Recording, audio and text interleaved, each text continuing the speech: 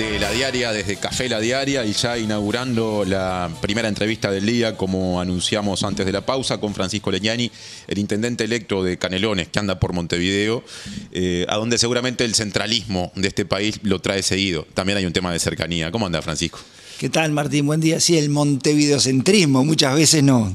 Y bueno, y uno aprovecha cuando viene a entrevistas ya a fijar algunas reuniones y matar a los pájaros de un tiro, digamos. Yo, vos sabés que durante mucho tiempo trabajé en Radio El Espectador, en su anterior locación en la calle Río Branco, y siempre nos llamaba la atención que casi enfrente de la radio estaba, no sé si sigue estando, la departamental de la sede de la departamental de Canelones del Frente Amplio. Claro, eso tiene un porqué. El porqué es la terminal de Río Branco, que se ubica muy cerquita, y de ahí llegan los compañeros y las compañeras a los distintos puntos del departamento. Entonces, por eso no hay ningún otro punto del departamento de Canelones que tenga la conectividad que tiene la terminal de Río Branco con cada lugar del departamento donde llegan los compañeros a la departamental. Entonces, sí, queda un poco raro que la departamental de Canelones esté en Montevideo, pero esa es la explicación. Sí, tiene que ver con el centralismo y cómo el país fue pensado y fue desarrollando sus vías de transporte. En fin, podríamos hablar ahora y vamos a volver a hablar de esos temas, pero ya en clave más programática. Falta poco, una semana para el día de la asunción como intendente. Una semana, nos gana un poquito la ansiedad ya a esta altura, porque bueno, fueron 2 meses de transición y estamos ahora, el equipo quedó conformado, tal cual nos lo habíamos planteado en un principio. Nosotros la idea que teníamos era anunciar el gabinete un mes antes de asumir. Cumplimos con ese plazo, de manera tal de que los compañeros y compañeras, sobre todo los nuevos, se familiaricen con la institución, que conozcan el funcionamiento del expediente, algo tan básico, se relacionen con los funcionarios, con los otros compañeros y compañeras que ya se vienen desempeñando en la gestión. Y este mes entero de transición, digamos, para quienes se están integrando a la gestión, creo que es tiempo más que suficiente como para ya ahora arrancar el 10, subidos todo arriba de un auto que ya están dando. El Frente Amplio, y tiene que ver con lo que decías, gobierna Canelones desde julio del año 2005. O sea, ya se cumplen 20 años, va por su 5º periodo. Se ha dado por lo menos siempre la misma historia, algo contrastante con la lógica frente amplista de Montevideo, de intendentes que completaron 2 mandatos, siempre fueron reelectos, y luego de asunciones posteriormente de intendentes que fueron muy cercanos a los anteriores. Marcos Carámbula, 2 periodos, el hoy presidente de la República, Yamandu Orsi, 2 periodos, y ahora te toca a vos. ¿Hay un estilo frente amplista canario particular, diferencial con respecto a lo que, por ejemplo, vemos a veces en la lógica montevideana? Bueno, objetivamente lo hay por lo que tú relatabas recién. Marcos, 2 periodos, Yamandu, que fue secretario general, fue intendente luego, yo secretario general, intendente ahora, y en Montevideo eso hasta ahora no se ha dado. Pero no quiere decir que no puede ocurrir, nadie se lo propuso así, ni Montevideo contrastar con Canelones ni viceversa. Se viene dando así en Canelones. Yo eso entiendo que es en lo personal me ha servido mucho, aprendí un montón de los dos. Yo estoy en la Intendencia de Canelones desde el año 2006, donde ingresé por concurso como abogado. La judicial, ingresé por concurso al Poder Judicial como funcionario. Y después, con diferencia de una semana, 10 días, concursé en el Poder Judicial para actuario y en la Intendencia de Canelones para abogado. Y bueno, me llamaron de los 2 lados y opté por la Intendencia de Canelones. Y a partir de ahí fue todo aprendizaje. Después Marcos me designa director de jurídica, donde estoy ahí hasta el año 2015, prosecretario general y secretario general. Y de los 2 aprendí muchísimo. Yo digo siempre, los miré con los ojos de un aprendiz. Y bueno, ese aprendizaje es lo que pretendemos ahora, conjuntamente con la experiencia del equipo y una gestión de un proceso de acumulación positiva, como nosotros llamamos, que lleva 20 años, volcarlo todo en beneficio de la ciudadanía. Entonces, en esto que muchas veces nos han preguntado sobre la cantidad de compañeros y compañeras que se han venido a acompañar a Yamandu a la gestión del gobierno nacional, nosotros decimos, está bien, pero hay relevo, hay memoria institucional, hay equipos formados que nos van a permitir en cada área, entendemos, desarrollar una buena gestión. ¿De qué localidad de Canelones sos y dónde estás viviendo? Ciudad de Canelones. ¿Sos de la capital? Siempre, sí, siempre de la capital. Y venís de una familia muy vinculada a la política por varias vías. Por un lado se puede mencionar a Ramón Legnani, que fue 2 veces candidato a la intendencia de Canelones, que formó parte hasta el año 2004 del Partido Socialista. 10 años diputado.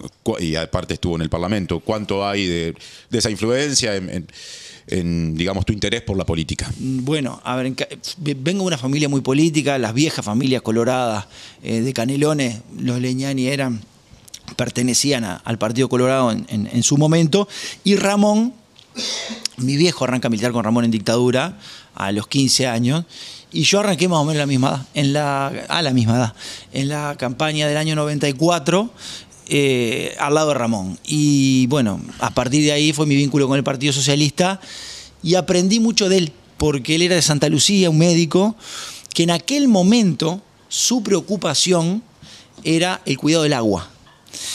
Y en la campaña yo le decía, pero estaba terminando el gobierno del Partido Nacional. Digo, pero vamos a atacar los puntos flacos del gobierno del Partido Nacional. Cuando gobernó la Intendencia, el Partido Nacional. No, en la campaña nacional del 94, o sea, la que gana Sanguinetti. Claro, que gobernaba Canelones el Partido Nacional. Gobernaba Andújar claro. en Canelones, pero era la campaña nacional que estaba cerrando la calle el gobierno.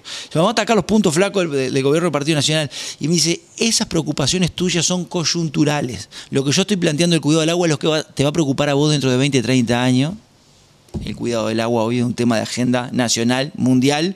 De hecho, nosotros en campaña suscribimos un compromiso por el agua con todos los departamentos, con los candidatos del frente que integramos la cuenca del Santa Lucía, justamente para bregar por el cuidado del agua. Entonces, ¿qué razón, pienso yo, tenía Ramón en aquel momento cuando yo le decía, hablando del agua, no vamos a pescar un voto en ningún lado?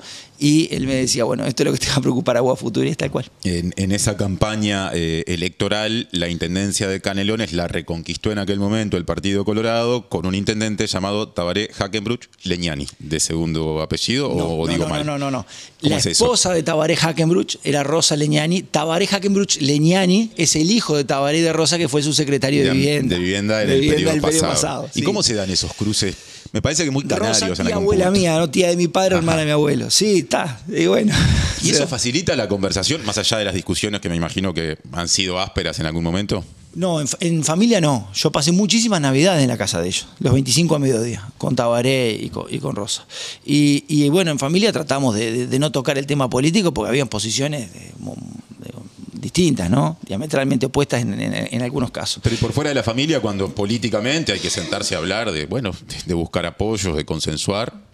Sí, claro. A ver, el hecho de que en Canelones somos pocos, vivimos en una ciudad de 25.000 personas. En la capital. En la capital. No, ahora nosotros crecimos un 13% de un censo a otro, somos 608.960, somos un montón. A nivel departamental. Y no vamos a parar de crecer a nivel departamental.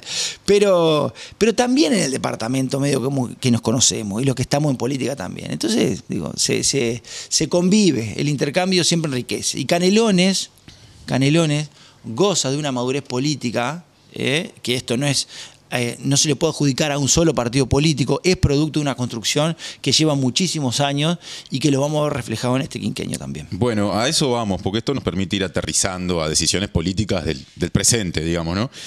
Tenemos entendido que le planteaste a quienes forman parte de la bancada opositora como diputados electos por el departamento de Canelones que propusieran nombres para trabajar en el área de descentralización de la Intendencia. ¿Es una dirección de la Intendencia de descentralización? Sí. No, a ver, yo no se lo propuse a los diputados, porque de hecho Alfonso Lerete es diputado suplente, pero yo se lo propuse al Partido Colorado y al Partido Nacional, que fueron quienes presentaron candidatos, y estoy reeditando una propuesta que ya había hecho Yamandú cuando él gana la reelección, convoca una conferencia de prensa y en la primera conferencia de prensa él le propone a la oposición integrarse a la dirección de descentralización. ¿Por qué?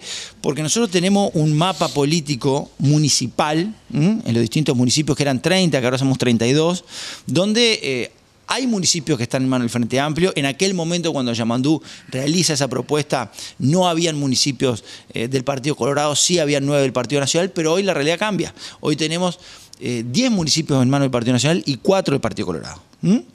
Entonces la propuesta, bueno, fue reeditando aquella que tal vez en aquel momento no se aceptó, porque la madurez política de la que yo hablo también era una realidad en aquel momento. Pero es cierto que Yamandú ya se lo veía como un candidato al gobierno nacional. Entonces, todo el quinquenio, desde que él gana la reelección, estuvo teñida de campaña nacional que, bueno, dificultó alguna cosa, algún fideicomiso, este ofrecimiento que no agarraron viaje en su momento. Ahora la realidad es otra, no hay en Canelones una campaña nacional por delante que pueda teñir esta gestión, entonces como que todo fluye con más facilidad, digamos. Y entonces, tuvimos esa iniciativa de proponerle integrarse al área de descentralización, que es sano, porque hay municipios, y ojo, la propuesta es para que se integren a trabajar con todos los municipios, no exclusivamente con los que están en mano del Partido Nacional y del Partido Colorado, formar parte de un equipo. Y se lo dije a los alcaldes y a las alcaldesas en una instancia que tuvimos hace poco, con todos. Le digo, dentro de 4 años vamos a estar tironeando de vuelta por los votos. Pero ahora somos todos compañeros de trabajo y todos queremos lo mismo. Cada uno en su municipio, nosotros el gobierno departamental, lo mejor para el departamento. Entonces hay que trabajar todos juntos. Y creo que eso fue compartido tanto por el Partido Nacional como por el Partido Colorado, y aspiramos a tener esos nombres plasmados en una resolución el próximo 10 de julio.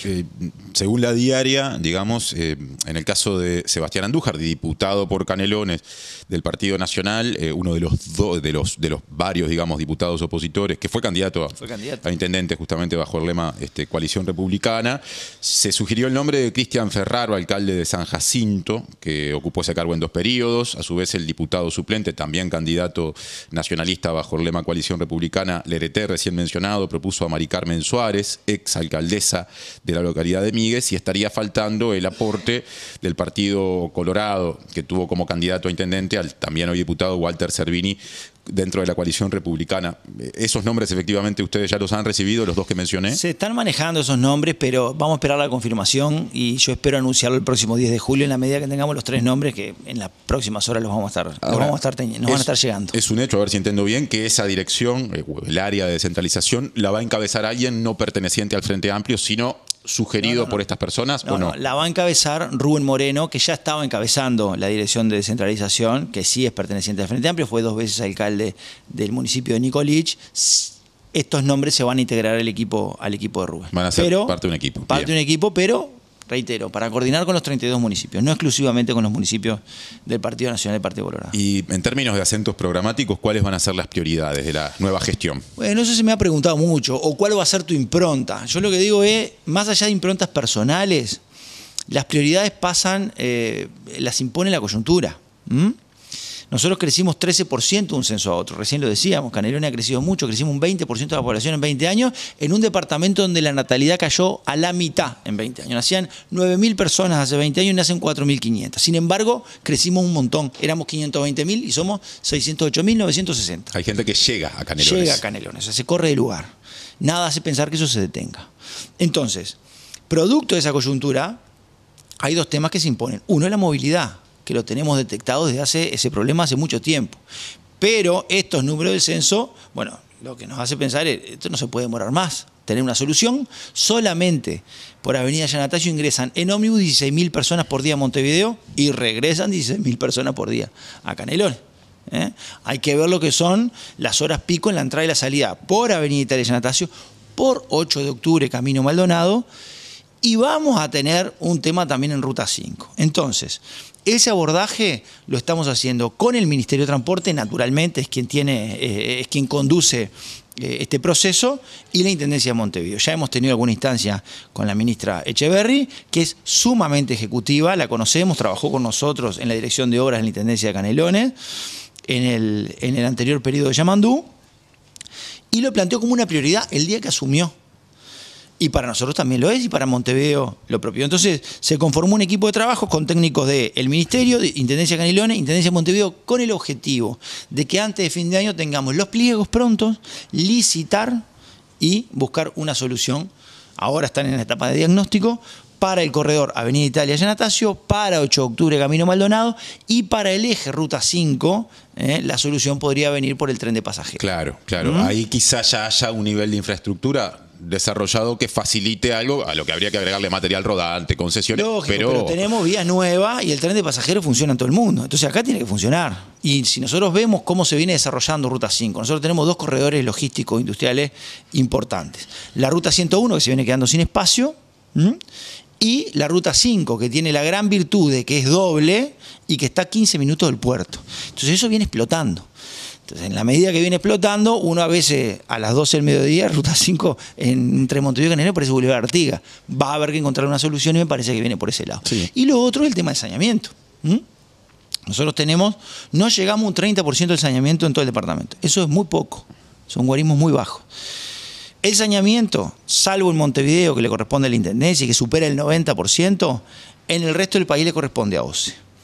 Tuvimos un primer encuentro con Ferreri donde nos manifiesta, bueno, la situación de OCE es delicada, nos encontramos con 50 millones de dólares de compromisos que tenemos que honrar en este año sin suscribir un contrato y sin ejecutar una obra, estamos 50 millones de dólares abajo.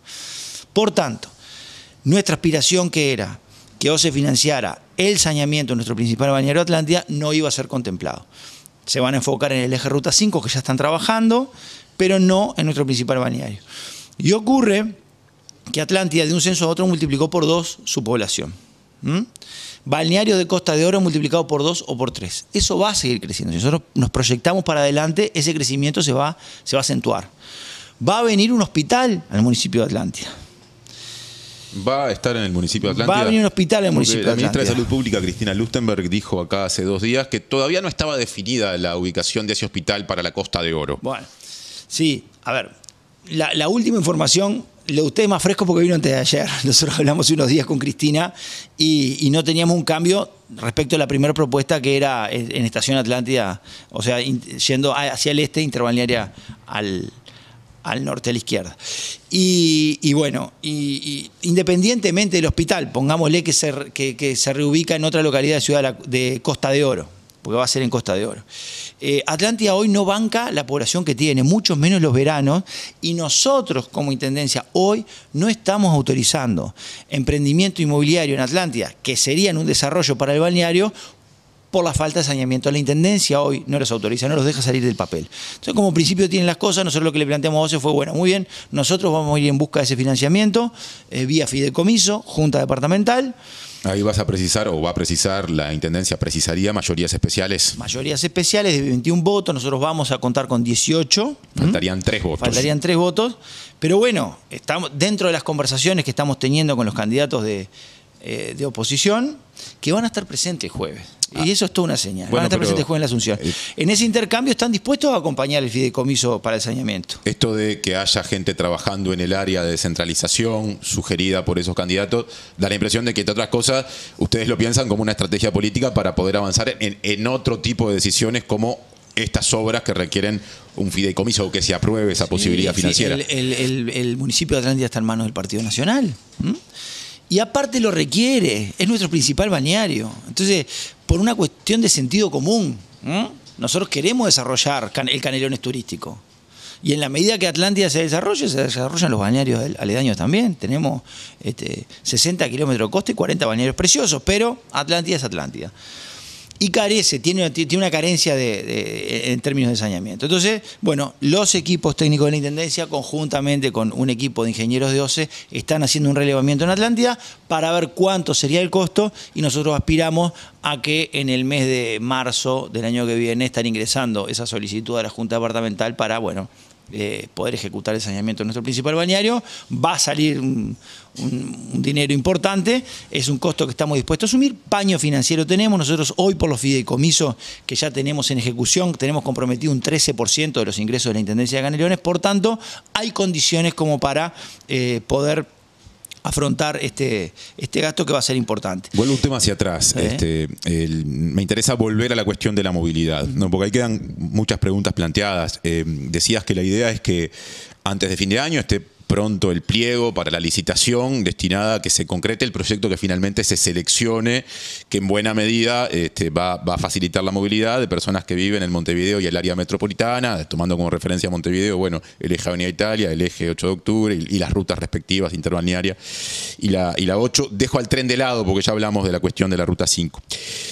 La pregunta que surge es, bueno, pero ¿el pliego se presentará para qué obra, teniendo en cuenta que hay muchas ideas distintas, algunas que hablan de una suerte de corredor con buses largos, eléctricos, articulados, en algún caso o siempre por Avenida Italia más interbalnearia, en otro también haciendo eje en que la posibilidad de que eso se replique en Ruta 8, Camino Maldonado y 8 de octubre ya en Montevideo. Hay otras propuestas que hablan de un tren tranvía, hay hasta una que se refiere a un tren elevado, digamos, ¿no? Por una especie de viaducto, es lo que interpreto, corriendo por la parte superior. ¿Tenés preferencia por alguna de esas posibilidades? No, yo ahí no tengo preferencia. Lo que quiero es la solución. Entonces, en la medida que tengamos los pliegos pronto, antes de fin de año, que es lo que se plantea el Ministerio de Transporte, es genial. Después la tecnología, y bueno, eso lo están evaluando los técnicos del Ministerio de Transporte conjuntamente con los técnicos de las dos intendencias.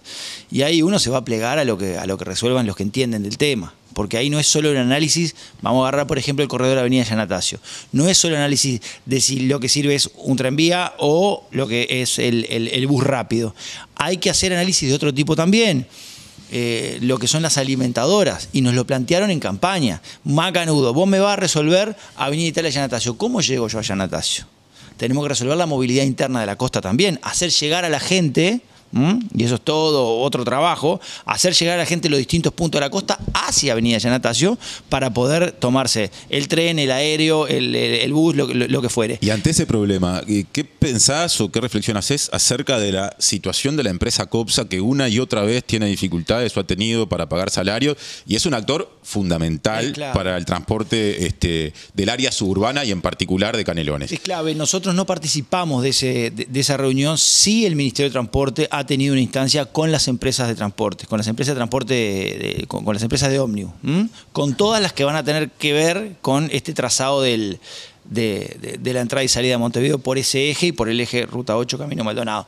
Ruta 8 Camino Maldonado no está contemplado por quienes presentaron la propuesta del tranvía, sí por el proyecto del SIMBE, que es el del bus rápido. En fin, son varias las alternativas. Lo que se nos ha manifestado puede ser una de estas, puede ser alguna combinación de estas, o lo que se entienda de este trabajo diagnóstico que se está haciendo por parte del Ministerio de las dos intendencias resulte. Pero ahí hay un dato importante que mencionaste, porque no es lo mismo que una propuesta solo privilegie una zona de conexión, la Avenida Italia, como sería el tren tranvía, y otra también ponga el acento en Ruta 8 Camino Maldonado. Porque ¿no? Es un cuello de botella, es como más, siempre como que ha tenido más marketing el eje Avenida Italia Yanatacio, pero realmente hay una dificultad mayor en el eje Ruta 8 Camino Maldonado. Pensemos en lo que pasa cada vez que Peñarol juega en su estadio, aunque esto es en territorio de Montevideo, pero están en la zona limítrofe. Sí, estamos casi que en un límite contestado ahí, porque es un pedacito de Montevideo entre todo Canelones alrededor. No, está bien, está en Montevideo, sí, el estadio de Peñarol, pero hay que ver la dificultad que genera, ¿no? En Canelones, por Ruta 8 y por 101 y 102, cada vez que hay un partido ahí. Entonces, hay que contemplar ese eje también, y por eso o puede ser una de las alternativas que están planteadas, una combinación entre más de una de ellas, y si no, bueno, buscar cuál es la solución. Lo que hay que resolverlo en este periodo. No admite más demora. Entiendo que la decisión no está tomada, pero me imagino que también hay diferencias en términos de costos entre las tres más o menos opciones que manejamos. ¿Cuál sería la más económica y cuál la más costosa? Bueno, a ver, por ejemplo, las unidades, el ómnibus contra el tren, es más barato el ómnibus que el tren. En términos de obra, y bueno, no sé si la obra del ómnibus, que supone enterramiento, y creo que la del tren no, en el momento que nosotros tuvimos la instancia con Lucía Echeverri, con Montevideo, todavía no estaba presentada la del aéreo. Nosotros formalmente esa no la conocemos, se presentó 2 días después de esa reunión. No sé qué implica en términos de costo del aéreo. Entonces, obviamente que dentro de los elementos que hay que contemplar también está el costo, ¿no? Pues hay que ver, y hay que ver si no hay mucha diferencia entre uno y otro, y eso también va a ser determinante a la hora de adoptar. Hay un eje de conexión Montevideo-Canelones y mucho más allá, si pensamos en el país todo, del que nadie habla, lo que ocurre a través de Avenida de las Instrucciones, digamos, y la salida a lo que es la Ruta 6, de la que después se abre la 7, y ahí en el medio está Toledo, zona densamente poblada, con mucha gente que usa el transporte público, poblaciones vulnerables, y podríamos seguir enumerando pueblos por la 6 o por la 7 y pensar en la llegada o la conexión de eso con la zona noreste y norte del país. ¿Qué piensan para esa zona en particular?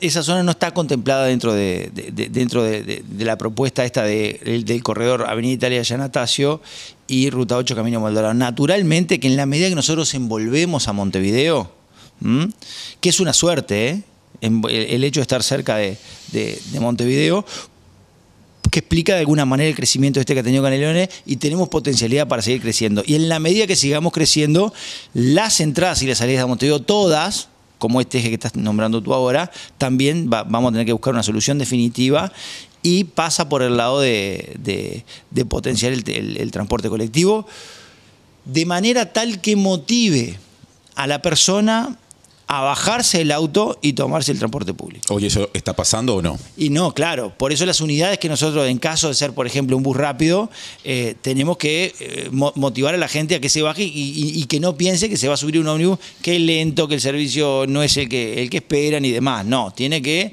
realmente decir, bueno, me bajo y me subo que en el mundo pasa. Entonces, digo, tenemos que ir a ese camino.